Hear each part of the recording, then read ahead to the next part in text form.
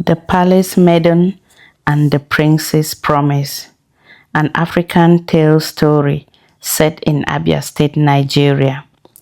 People in Ohafia village still remembered the day the sky became too quiet. It was the day the drums stopped early, the day women spoke in whispers, the day a little girl sat on the red earth and looked at the road, waiting for a father who would never return.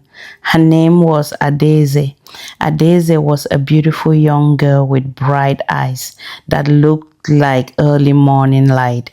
Her smile was gentle, but it did not come easily anymore. This is because Adaeze had lost her father when she was still small. Her father, Pa Chike, was a kind man. He was not rich, but he was honest. He farmed, he carried firewood, and he worked hard with his hands. Then one rainy season, sickness came. Not the kind of sickness that ends quickly, the kind that stays like a shadow. Adaeze's mother, Mama Ngozi, did everything she could. She cooked herbs, she begged for help, she prayed all night. But one morning, Papa Chike did not wake up. And just like that, Adaeze's world changed. From that day, Mama Ngozi became both mother and father. She sold palm oil in small bottles. She roasted corn by the roadside. She washed clothes for people who did not always pay her well. Sometimes they pay her with rude words instead of money. But Mama Ngozi did not allow bitterness to enter her heart. Each night, she will pull Adaeze close and whisper, "My daughter, we may be poor, but we will not be careless. We will not be proud. We will be wise." Adaeze will not, because she understood something early. Poverty was hard, but shame was harder. Years passed. Adaeze grew taller. Her beauty grew too, like a flower that did not ask permission to bloom. But in Mama Ngozi's house, beauty did not cook food.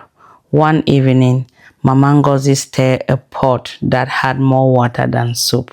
Adaeze sat close, watching. The pot made small sound as it boils, as if it was complaining. Mama Ngozi sighed and turned her face away so Adaeze would not see her eyes. But Adaeze saw anyway. "Mama," Adaeze said softly, "I can go and look for work."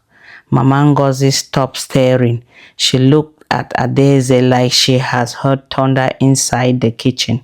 "No," she said quickly, "you are still my child." Adaeze held her mother's hand. "Mama, I'm not a small child again. I can walk. I can help you. I can bring money home." Mama Ngozi's lips shook. "Adaeze," she said, "this life is not gentle with girls." Adaeze lowered her eyes. "I know, Mama." Mama Ngozi sat down slowly. Then she said, "The palace is looking for maidens, helpers, girls who will sweep, fetch water, wash plates, and follow the rules." Adaeze's heart jumped a little. "The palace?" she asked. "Yes," Mama Ngozi answered. "The palace of Eze Nana, the king of our land." Adaeze has seen the palace only from far away. Tall walls, big gates, guards who stood like statues, a place that smelled of power. "Will they accept me?" Adaeze asked. Mama Ngozi looked at her for a long time, and then she said, "They may. You are hardworking and you have good manners." Adaeze smiled a little, but Mama Ngozi did not smile back. Instead, she leaned closer and lowered her voice. "Adaeze," she said, "if you go to the palace, you must hear me well." Adaeze nodded. Mama Ngozi held her daughter's shoulder firmly. Be careful, she warned. Never go near the prince. That can start trouble. Adaeze's eyes widened. The prince? She repeated. Yes, Mama Ngozi said. The prince is young. People watch him. People gossip about him. If they see you near him, even if you didn't do anything, they will talk. Adaeze swallowed. Mama Ngozi continued. And when people talk, trouble grows like weed. It spreads fast. It does not wait for truth. Adaeze nodded again slowly. I understand, Mama. Mama Ngozi's voice became softer. You are beautiful, my daughter. Beauty can open doors, but it can also bring jealousy. Adaeze hugged her mother. I will be careful, she promised. I will not go near the prince. Mama Ngozi kissed her forehead. Good, she whispered. Go and walk with wisdom. The next morning, Adaeze walked to the palace with her small bag. Inside the bag were one spare wrapper, one simple blouse, a small comb, a bar of soap, and a small bundle of granules Mama Ngozi gave her. When Adaeze reached the palace gate, the guard stopped her. Who are you? One asked. Adaeze greeted them properly. Good morning, sir, she said. My name is Adaeze. I came to work as a palace maiden. The guard looked at her from head to toe. His eyes stayed a little too long on her face. Then he cleared his throat. Follow that path, he said, pointing. Go to Mama Uche. She is in charge of the maidens. Adaeze thanked him and walked in. Inside the palace, everything looked different. The compound was wide and clean. Flowers were arranged in lines. People walked quickly like they were afraid of wasting time. Adaeze met Mama Uche, the head of the maidens. Mama Uche was a strong woman with a loud voice. She looked Adaeze over like she was checking yam at the market. Mama Uche said. You look like someone who can walk. Yes, ma, Adaeze replied respectfully. Mama Uche nodded. Here we do not fight, she said. We do not gossip. We do not steal. We do not flirt with palace men. Adaeze remembered her mother's warning. Yes, ma, she said again. Mama Uche continued. If you want to stay here, you will follow rules like your life depends on it. Adaeze nodded. Mama Uche pointed to a broom. Start with sweeping that corridor, she ordered, and keep your eyes open. The palace is not a playground. Adaeze picked up the broom and began. As she swept, she kept her head down. She did not stare around too much. She did not smile at anyone too freely. She walked quietly just as Mama Ngozi taught her. And most importantly, she stayed away from places where she might meet the prince. Even though Adaeze avoided the prince, she still heard about him every day. The other maidens talked when they thought no one was listening. Have you seen the prince today? One will whisper. He walked past the courtyard. Another one will say, he smells like fine perfume. He is tall and handsome. A third one added, but then someone will say quickly, stop talking. Mama Uche will hear you. Adaeze never joined these talks. She simply walked. But in her heart, she wondered, why did Mama warn me so strongly? Was the prince dangerous? Or was it that the palace people were dangerous? Adaeze did not know. So she stayed carefully. Days turned into weeks. Adaeze learned palace work well. She fetched water without spilling. She washed plates until they shine. She arranged mats neatly. She greeted others properly. Soon, Mama Uche began to trust her. Mama Uche said one day, "You are quiet and you work well. This is good." Adaeze smiled. "Thank you, ma." Then Mama Uche added, "The village festival is coming soon. The palace will be very busy." Adaeze nodded. "Yes, ma." Mama Uche's eyes became serious. During festival time, she said, the palace kitchen becomes like a market. Many mouths, many pots, many complaints. Adaeze listened carefully. "You will do your part," Mama Uche said, "and you will not behave like a child." "Yes, ma," Adaeze answered. She did not know yet that the festival would change her life. 2 days before the festival, something happened. The palace cook, Papa Kachi, fell sick. He was an old man with big cheeks and a big loud laugh. He was the one who cooked the king's best soups.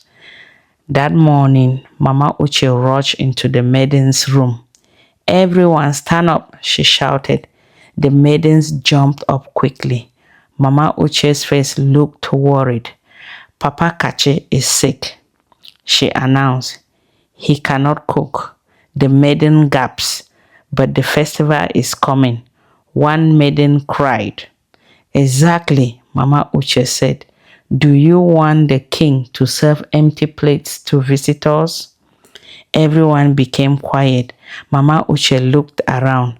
"I need someone who can help in the kitchen," she said. "Someone with some sense, someone clean, someone fast."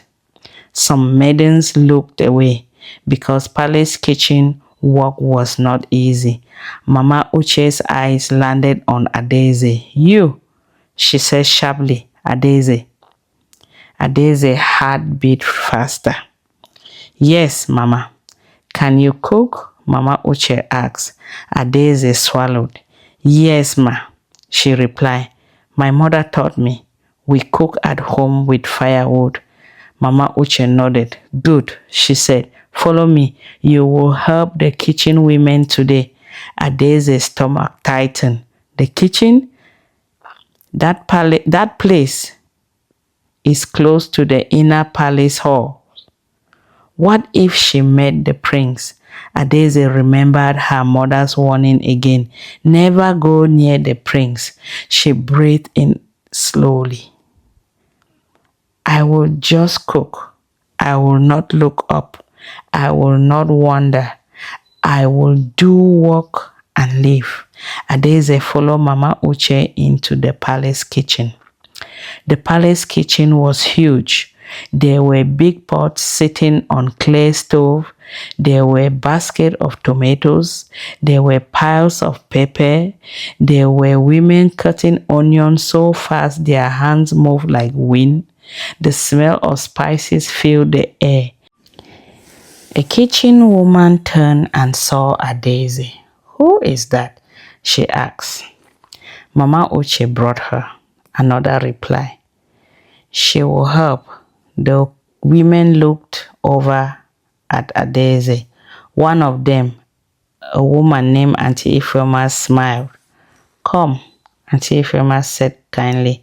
"Wash your hands. We need to cook for the whole land." Adaeze washed her hands and joined quickly. She pounded pepper. She peeled onions. She stirred a pot until her arms felt heavy. No one had time to talk too much. It was work, work, work. Hours passed. Adaeze's wrapper was tied tight. Her face has tiny drops of sweat, but she did not complain. She kept moving.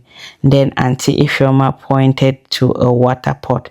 "Adaeze," she said, "go and fill that clay pot with clean water. We need it here." Adaeze nodded. She picked the clay pot carefully and carried to the water corner of the kitchen. The kitchen water corner was quiet. It has big clay pots and calabashes. Adaeze bent to scoop water. And that was when the door behind her opened. Adaeze froze. She heard footsteps, not heavy footsteps like the guards, not rushed footsteps like the kitchen women. These footsteps were calm. Adaeze slowly turned her head a little. A young man entered. He wore a simple but fine outfit. His skin looked smooth. His eyes were deep and quiet. Adaeze knew immediately that was the prince, Prince Obinna. Her heart jumped like a frightened goat. She quickly faced the water again. Don't look, don't talk, don't draw attention. The prince walked to the water pot. He took a cup and poured water, but before he drank, he paused because he had noticed her. Adaeze felt it, like some eyes resting on her, not in a rude way, but in a curious way. The prince spoke softly. Good afternoon. Adaeze almost dropped the cup in her hand. She gathered herself and greeted properly without looking into his eyes too long. Good afternoon, Your Highness, she said, her voice low. The prince drank water slowly, and then he asked, I have not seen you before. Are you new?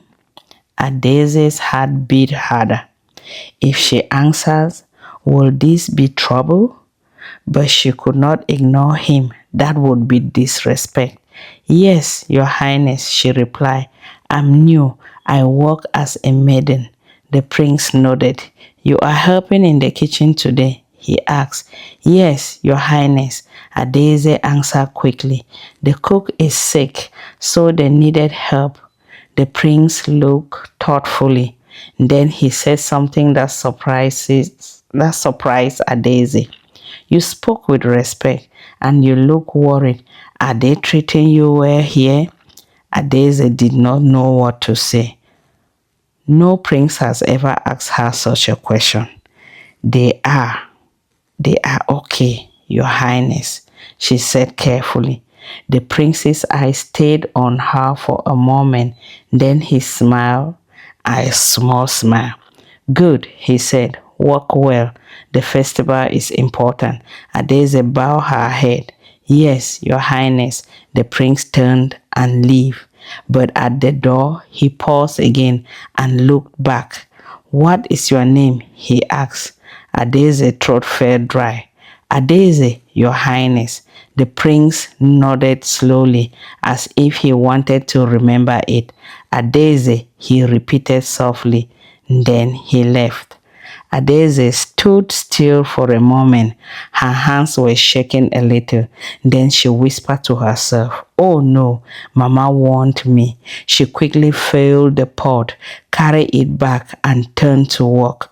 But she could not stop her heart from beating faster because she knew something has changed. The prince has noticed her. And in that palace, being noticed could be both blessing and a problem.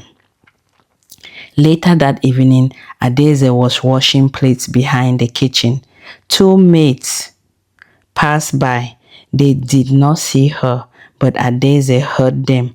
I saw the prince coming out of the kitchen. One whispered, Me too. The other said, Who was he talking to? I heard it was the new girl. The first one said, That quiet one, Adaeze? Adaeze's stomach dropped.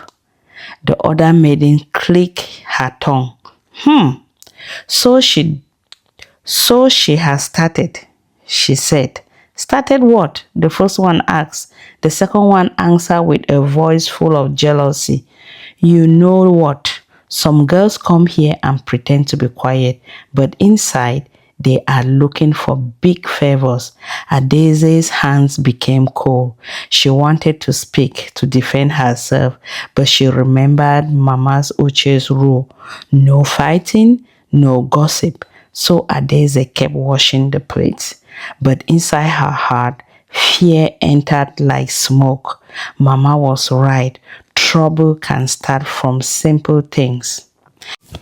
The next day was worse in the kitchen. The festival was now tomorrow. More visitors will soon arrive. More food had to be cooked. Auntie Ifeoma was tired and sweating. One of the kitchen women accidentally poured too much salt into a pot of soup. "Oh no," she cried. "The soup is spoiled." The women panicked. "Do you know how much meat is inside?" Someone shouted. "This soup is for the elders," another one yelled. Auntie Ifeoma held her head. "What will we do?" she asked, close to tears. Adaeze stepped forward carefully. "Auntie," she said softly, "may I try something?" Auntie Ifeoma looked at her. "What?" she asked. Adaeze explained quickly, using a simple village trick her mother taught her. "If we add more water, and then add more pepper and crayfish, and then we cook it longer, the salt will reduce," she said. "It will still taste good." The women stared at her. "Will it work?" someone asked. Adaeze nodded. "I have done it before," she said. Auntie Ifeoma took a deep breath. "Do it," she said. Adaeze walked fast. She added the water carefully. She balanced the spices. She stirred slowly and steadily. After some time, Auntie Ifeoma tasted it. Her eyes widened. "It is good," she shouted. The kitchen women clapped. "You save it," someone said. Adaeze smiled, tired but happy. But what she did not know was this. One palace guard has watched the whole thing, and later that day, he told someone, and that someone told someone, and soon the news reached the prince. That evening, Prince Obinna sat with his friend Chinedu under a tree inside the palace. Chinedu was the son of a respected chief. He grew up in the palace, so he talked freely with the prince. Chinedu said, "They said the new maiden saved the festival soup today." The prince looked up. "Adaeze?" he asked. Chinedu nodded. "Yes, that's her name." The prince became quiet. Then he said softly, She looks gentle, but she has a strong mind." Chinedu laughed. "Ah, prince," he teased. "Do you want to enter trouble?" The prince frowned. "What trouble?" he asked. Chinedu leaned closer. "You know palace talk," he said. "If you notice a maiden too much, people will talk." The prince sighed. "I only asked for water," he said. "Is water also a crime?" Chinedu smiled. "In this palace, even air can become gossip," he replied. The prince looked away, but inside him something has already started. Not pride, not arrogance, just a quiet respect, because he has grown up seeing people pretend. But Adaeze looked real. The festival day arrived. The village became alive. Drums beat from morning. Women wore bright wrappers. Men wore caps and walked proudly. Women ran everywhere. Children ran everywhere, eating and laughing. In the palace, food was plenty. There was jollof rice. There was ofe de onugu, bitter leaf soup. There was goat meat pepper soup. There was trays of roasted fish. There were bowl of fruit. Adaeze walked from morning till afternoon. Her feet ached, but she kept moving. And then something happened. Mama Uche called her. "Adaeze," Mama Uche said, "take this tray of drinks to the royal sitting area." Adaeze had tightened. The royal sitting area? That was where the prince and the king would sit with others, but she could not refuse. "Yes," Mama Uche replied. She carried the tray carefully. As she walked, she felt eyes watching her. Some women smiled, some stared, some looked unhappy. Adaeze reached the royal arena. She bowed and placed the tray gently. As she turned to leave, she heard a voice, "Thank you," It was the prince. Adaeze paused and bowed her head again. "You are welcome, Your Highness," she replied, and she turned to go. But then she felt something strange. Her foot caught on something. She stumbled. The tray almost fell. Adaeze held it tightly, struggling not to spill. People gasped. She managed to steady it, but some cups still shook. Her heart pounded with fear. She looked down. A small broomstick was lying in her path. Someone has placed it there on purpose. Adaeze's eyes filled with worry. She has almost embarrassed herself in front of everyone, and palace embarrassment could become serious trouble. She heard small laughter from behind. Someone whisper, "She will learn." Adaeze's cheeks burned, but she did not cry. She stood straight. She picked up the broomstick and moved it away quietly. Then she walked out calmly. But inside her heart, she was shaking. Mama was right. This is real trouble. Prince Obinna had seen it. He saw how Adaeze stumbled. He also saw the broomstick. He saw how she handled it. No shouting, no drama, no tears, just calm. He watched her walk away with dignity. Chinedu leaned closer and whispered, "This is what I mean. Someone is already trying to set her up." The prince's jaw tightened. "Who?" he asked quietly. Chinedu shook his head. "In this palace, jealousy has many faces," he said. The prince stayed silent. But in his heart, he made a decision. He would not allow an innocent girl to be crushed by palace gossip. Not in his father's palace, not under his watch. After the festival, everyone was tired. Adaeze returned to the maiden's room late at night. She laid down with heavy legs. The next morning, Mama Uche came in. "Adaeze," she said. Adaeze sat up quickly. "Yes, ma." Mama Uche's face was serious. "The Queen Mother wants to see you," she announced. Adaeze's heart almost stopped. "The Queen Mother? Why? What did I do?" Fear filled her chest. She stood up slowly. "Yes, ma," she said, trying to keep her voice steady. Mama Uche looked at her closely. "Do not tremble," she said. "Just speak truth and be respectful." Adaeze nodded. Then she followed Mama Uche to the Queen's Mother chamber. The Queen Mother, Lolo Amara, sat on the fine chair. She was older, but her eyes were sharp like a hawk. She looked at Adaeze for a long moment. Adaeze greeted properly. "Good morning, Your Majesty," she said, kneeling. The Queen Mother nodded. "Stand," she said. Adaeze stood. The Queen Mother asked, "Are you the girl who helped in the kitchen during the festival?" "Yes, Your Majesty," Adaeze replied. The Queen Mother leaned forward slightly. "They say you saved the soup," she said. Adaeze lowered her eyes. "I only did what I could, Your Majesty," she answered. The Queen Mother's mouth lifted a little. "They also say you nearly fell in front of the elders," she continued. Adaeze's heart beat faster. "Yes, Your Majesty," she said softly. The Queen Mother's voice became calm but firm. "Tell me," she said, "did you place the broomstick there?" Adaeze's eyes widened. "No, Your Majesty," she said quickly. "I did not. I did not even see it." The Queen Mother studied her face. Adaeze held her breath. Then the Queen Mother asked, "Are you trying to get close to my son?" Adaeze felt like her knees would fall. She remembered her mother's warning again, like a bell ringing inside her head. She took a deep breath.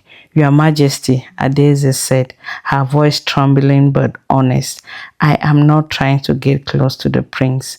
My mother warned me before I came. She told me never to go near the prince, so that trouble will not start." The Queen Mother's eyes softened a little. Your mother warned you? She repeated. Yes, Your Majesty, Adaeze answered. I have been careful. The day the prince saw me, he came to the kitchen for water. I did not call him. The room became quiet. The queen mother looked at Mama Uche. Mama Uche nodded slightly as if confirming. The queen mother faced Adaeze again. She said slowly. You speak truth. Adaeze swallowed. The queen mother continued. A palace can be a difficult place for a poor girl. People will test you. Adaeze nodded silently. The queen mother then said something Adaeze did not expect. I called you because I've watched you, she said. I watch how you walk. I watch how you behave when you almost fell. Adaeze looked up slightly. The queen mother said, you have self-control. That is rare. Adaeze blinked, confused. Then the queen mother added, I will not allow anyone to push you out with lies. Continue your work. Continue your respect. Adaeze's eyes filled with relief. Thank you, Your Majesty, she whispered. The queen mother nodded. You can go, she said. Adaeze bowed and left.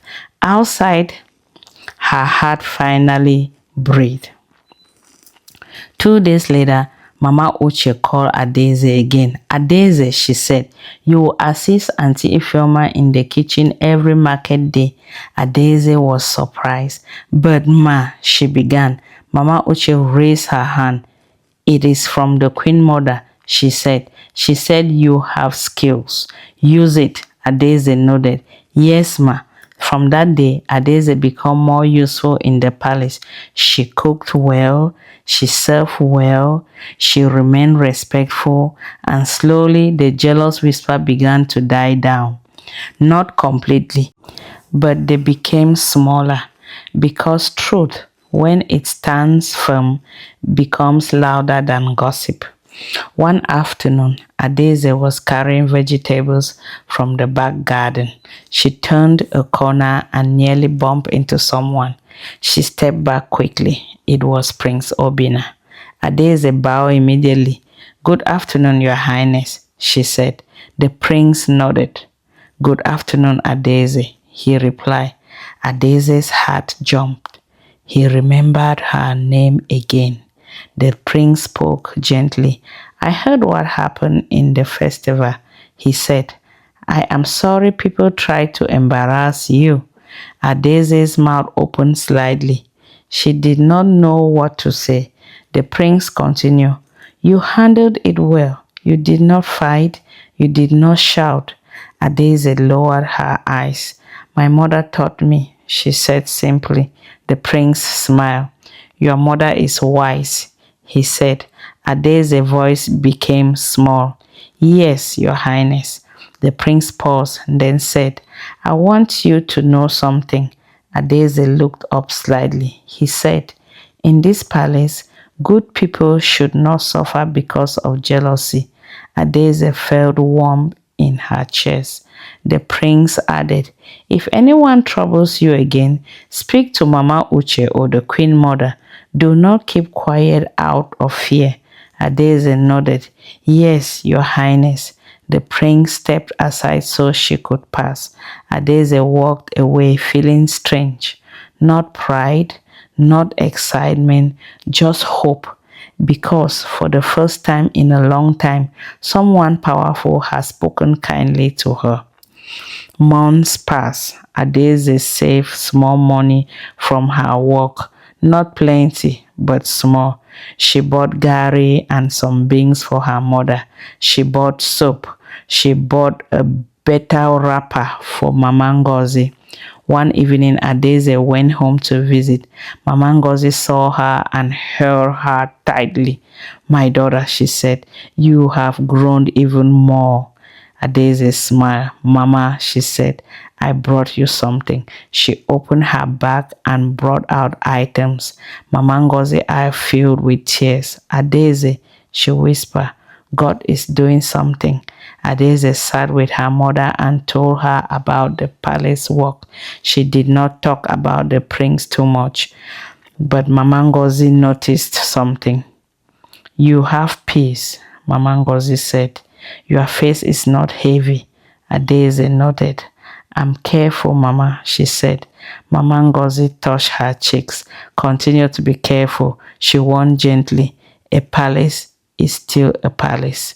Adaeze nodded again. I will, Mama. One morning, a message spread through the palace. The king wanted a meeting. Eze Nana gathered elders and chiefs. Prince Obinna sat beside him. The queen mother sat quietly too. Then the king spoke. Our land needs more than money, he said. We need good character. The elders nodded. The king continued. I have watched many girls come into this palace. Some are lazy, some are proud, some are full of gossip. He paused. But one girl has shown a different spirit, he said. Adaeze was in the back with other maidens serving water. Her heart jumped. Who is he talking about? The king called. Adaeze, come forward. Adaeze almost dropped the water cup. Mama Uche touched her arm. Go, Mama Uche whispered. Adaeze walked forward slowly, trembling. She knelt. Your Majesty, she greeted. The king looked at her kindly. Stand, he said. Adaeze stood. The king said, I heard you save the festival soup. I heard you walk with respect. I heard you do not answer others with pride. Adaeze swallowed. The king continued, your family is poor, yes, but your character is rich. People murmured. Adaeze's eyes filled with tears. The king raised his hand. Because of your good character, he said, the palace will sponsor your education. Adaeze gasped. The king continued, you will go to school, you will learn, and when you finish, you will choose the path that is best for you. Adaeze could not believe it. Her lips trembled. Thank you, Your Majesty, she whispered, tears falling. The king added, and his voice became warm, and your mother will not suffer while you learn. The palace will also support her small business. Adaeze cried openly now. The queen mother smiled softly. The prince looked at Adaeze with quiet pride. Chinedu whispered to himself, ah, this is a big blessing, oh. Adaeze knelt again. Your Majesty, she said, I will not disappoint you. The king nodded. We believe you, he said. Later that afternoon, Adaeze went behind the palace to cry quietly. Not sad tears, happy tears.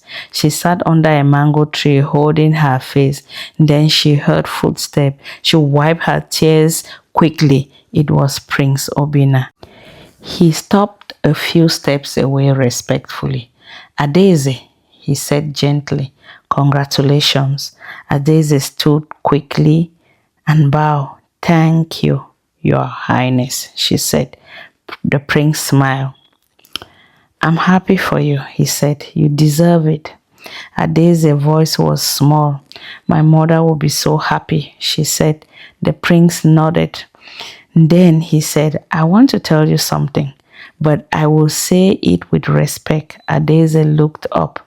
He continued, I noticed you the day I came for water, not because of your face alone, but because you looked calm, like someone who has gone through storm but still stands. Adaeze listened, breathing slowly. The prince added, I would like to know you more. Slowly, with respect. No secrets, no bad plans. Adaeze's heart beat fast. She remembered her mother's warning again, but she also remembered the prince's kindness. He was not behaving like someone who wanted to cause trouble. He was speaking gently, carefully. Adaeze swallowed. Your Highness, she said, I'm only a poor girl. The prince shook his head. You are not only anything, he said. You are Adaeze. Adaeze's eyes filled again. The prince continued, focus on your education first. That is important. But when the time is right, I will speak to my mother and my father properly. Adaeze did not know what to say. So she simply bowed her head. Yes, Your Highness, she whispered. The prince smiled and stepped back, giving her space. Take your time, he said, and he walked away. Adaeze stood under the mango tree, shaking softly, not from fear, but from the surprise of hope. Adaeze began school. The palace helped her. Mama Ngozi's small business grew because she now had support and palace.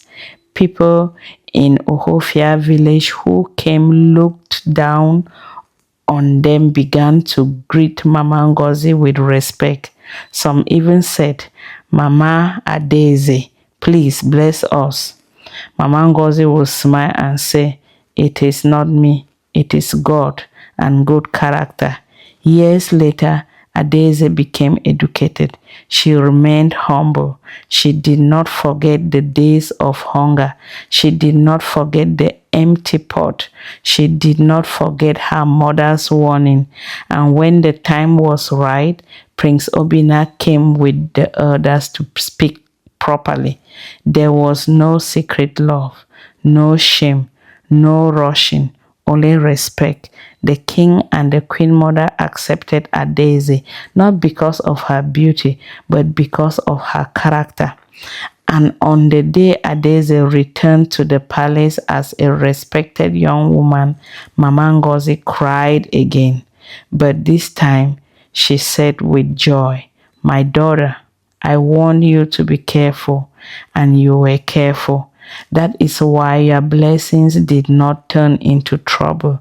Adaeze hugged her mother and whispered, Mama, your wisdom saved me. The palace drummers played. The village danced, and Adaeze's story became a story people told children at night, not only about love, but about wisdom. Because the moral of the story was clear. Good character open doors.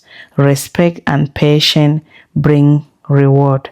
And even a poor girl can rise when she walks with wisdom. Like, subscribe, and share for more African Tales stories from African Tales Creation.